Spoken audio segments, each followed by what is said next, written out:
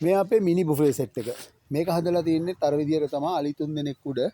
මේක සාමාන්‍යයෙන් පාවිච්චි කරන්නේ ගෙවල් වල පාවිච්චියට. මේක ගන්න පුළුවන් මේ පොඩිම සයිස් එකේ ඉඳලා ලොකු සයිස් එක වෙනකන් තියෙනවා. අද මම මේ පෙන්වන්නේ පොඩි සයිස් එක. මේ සයිස් එක අලි 3 දෙනෙක් උඩ හදලා තියෙන්නේ. මේකත් අර විදියටම රීසයිකල් ක්ලේ වලින් තමයි මේ කැටයම් සියල්ල දාලා තියෙන්නේ.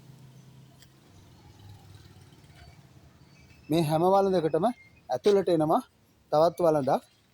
ඒ වළඳට තමයි කෑම බෙදන්න තියෙන්නේ.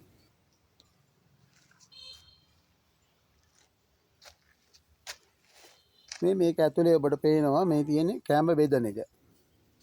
ඒකට තමයි කෑම බෙදන්න තියෙන්නේ. ඒ නිසා අවශ්‍ය වෙන්නේ මේ බුෆේ සෙට් එක හොදන්න. අනික මේක 2K ක්ලියර් වලින් කරලා තියෙන්නේ.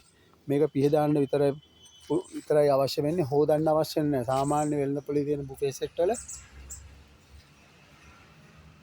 කෑම බෙදන්නේ කෙලින්ම මේ භාජනයේට. එතකොට වෙන්නේ මේකේ තියෙන අර කෑම වල තියෙන පොඩි ගතිය මේකට උරනවා, පුස් වෙනවා. අනික වානිෂ් වලින් තමයි වානිෂ් කරන්නේ.